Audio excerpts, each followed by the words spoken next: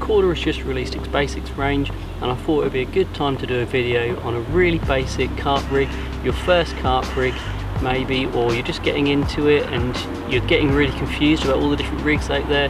Well, this is going to be the most basic rig you can tie, based around the knotless knot, which is the foundation for all the rigs pretty much that you will learn throughout your carp fishing time. It's really simple, and it's made even easier by the basics range from Korda. The range is a set of products which are designed to just give you what you need and not all the rubbish that comes with a lot of carp fishing, or not always rubbish, but stuff that you don't really need when you're getting into carp fishing. So we're going to show you a simple knotless knot rig, and it's going to be based around the coated hook link on the basics range. So first off, you want to strip a good section, give yourself plenty to work with when you're learning. This is too much, but it's easier to give yourself too much when you're learning out these things, so you've got room for error. Cut yourself a section off with a decent set of scissors. These are braid scissors. So now you have your coated section. What coated means over your standard braided hook link is that the braid material has got this kind of almost rubbery textured material over it, and that helps keep it a little bit stiffer, stops things tangling, and makes things just a little bit easier for you when you're fishing in most situations. Now the coating, we're going to strip a good section of that off. If you've got fingernails, you can just squeeze it and pull them with your fingernails. I don't, so I have to use a little tool. These are a coated stripper tool, so you just put it in and pull it through, and you see that's removed the coating there. So now we have a section without coating on. Now we want to attach a bait first, so we're going to make a little loop. It's just your standard loop knot if you already know how to do one of those. If not, you fold it in half, make a little loop, and then again, I have quite fat fingers, so I have to use a little needle. This is a baiting needle. You pass it through the eye, and then you pull it back in on itself. So now we have a little loop that we can attach the bait to. Cut off your tag end, and now we're ready for the bait. You can use a standard bottom bait, just a bait straight out of a bag or a boilie, anything like that with this rig. It would also work with pop-ups if you added a weight, but we're going to keep it as simple as possible. So either put a bait straight out of your boilie bag, or these are just a wafter, which is slightly more buoyant, and it means it will just sit things down a lot easier and give you a slightly nicer presentation than a standard heavy bottom bait. Plus they're a nice pink colour, these ones. So get the needle again, put it straight through the bait, through the middle, and then they've got a little hook on it that we can put through the eye of the loop we made. Thread on the bait, and there we go, that's on there now. So next up we need a little hair stop. These are just a little bit of plastic. Let go through that loop, and that will stop your bait falling off, or a bird pulling it off, or a nuisance fish pulling it off. And you can pull it down, and your bait is now secure on there. So next up we're going to need the all-important hook. Now in the basics range, Korda have produced this wide gape hook. It's designed that you don't need anything else with it. It's got a slight bend in it, so you don't need any shrink tube or anything like that with this hook.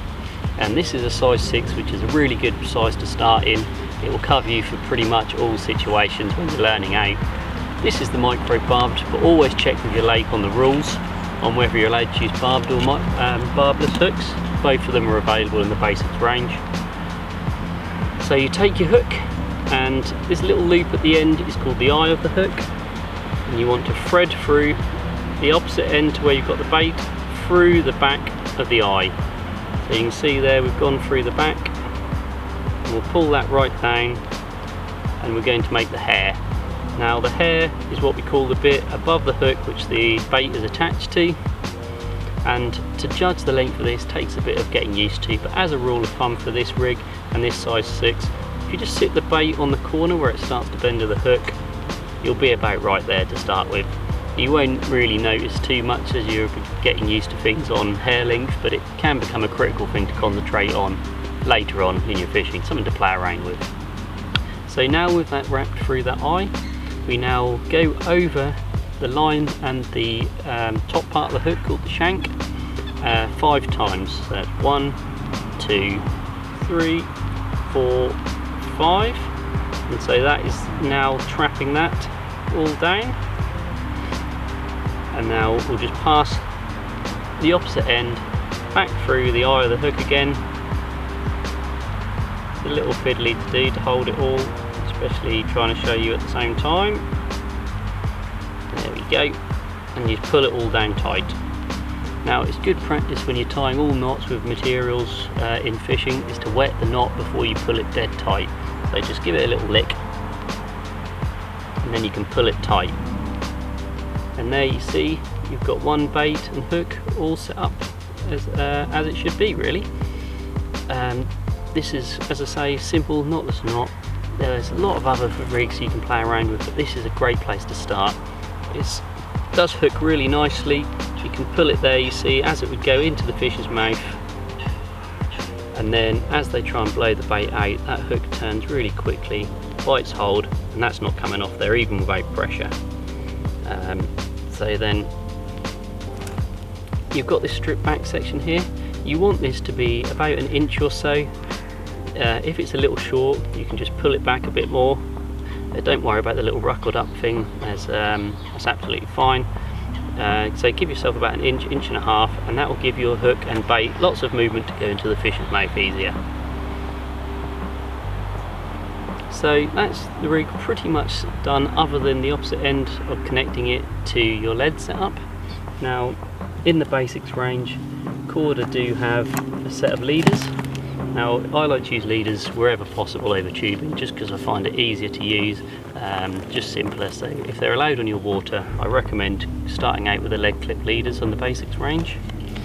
Now if you don't know what a lead clip is, it's this little bit of plastic at the end here that your lead attaches to, and what it does is it enables you to cast out without the lead coming off. But then if you have a problem, you get snagged up or you get cut off or anything like that, it is designed that the lead will be able to fall off, so that you can't get the fish tethered up. It's really, really important that your rigs are safe. If you're unsure whether anything's safe, ask someone nearby that you know is a bit more experienced than you, or always the best bet is double check everything with a bailiff on the lake. Most bailiffs at most lakes are really, really friendly and very knowledgeable and will always help you out. Plus there's loads of stuff online that you can just always look up just to double check, because safety is paramount when carp fishing. You do not want to be damaging the carp. So we need to attach a lead. So here I've got a standard coated lead. It's very important with lead clips that you wet the rubber first. This will help it all work properly. So give it a little lick. Slide on your lead. The lead goes onto this little plastic bit, not the metal clip at the end. And then the rubber just threads on just about 1/4 of the way to halfway. You don't want to be jamming that rubber on all the way. That will make the lead not come off. It will make it too stiff. Just by putting on halfway, it will all work nicely and the lead will drop off as intended.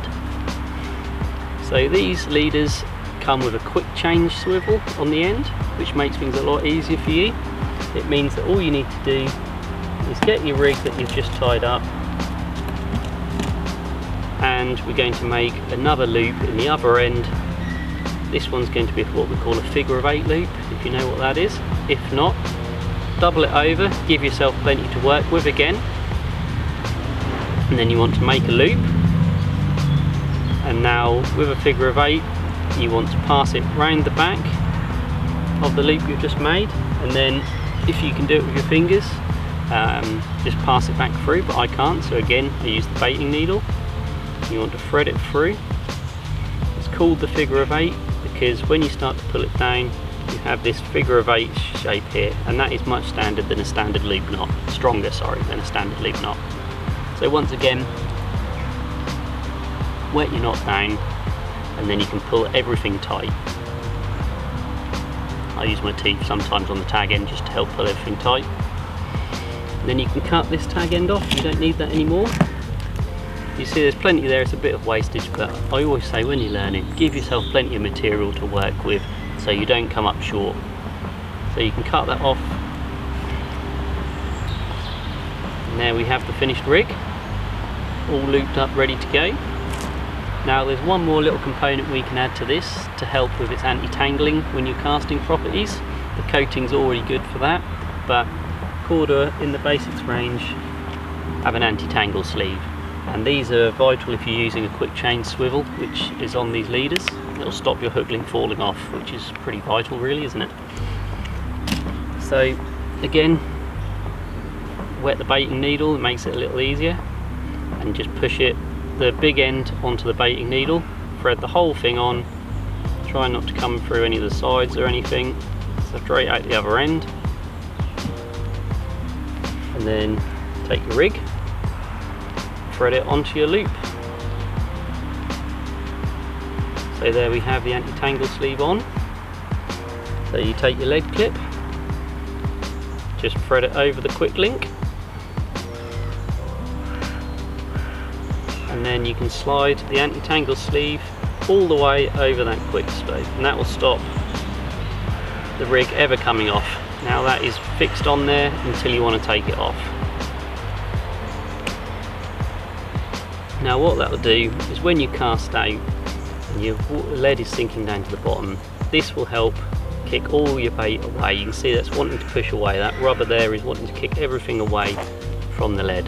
That will stop you getting tangled up if you're using soft braid, or sometimes if you've tried before and you're struggling, that will stop it all getting tangled. And yeah, it's a really simple but effective rig. Hopefully this has been useful to you if you're now getting into fishing, or just as a little refresher if you're wanting to learn how to tie a basic rig or looking at the new Korda Basix range. If you've liked this video, click like and subscribe. I try to put out as much content as I get time for amongst my normal fishing. Hopefully you've enjoyed this. If you've tried tying this one up after watching this, leave a comment down below and let me know how you got on with it all. If there's anything else you'd want to see in future videos, leave that down below in the comments as well. So that's all. Thanks for watching, and I'll see you in the next video.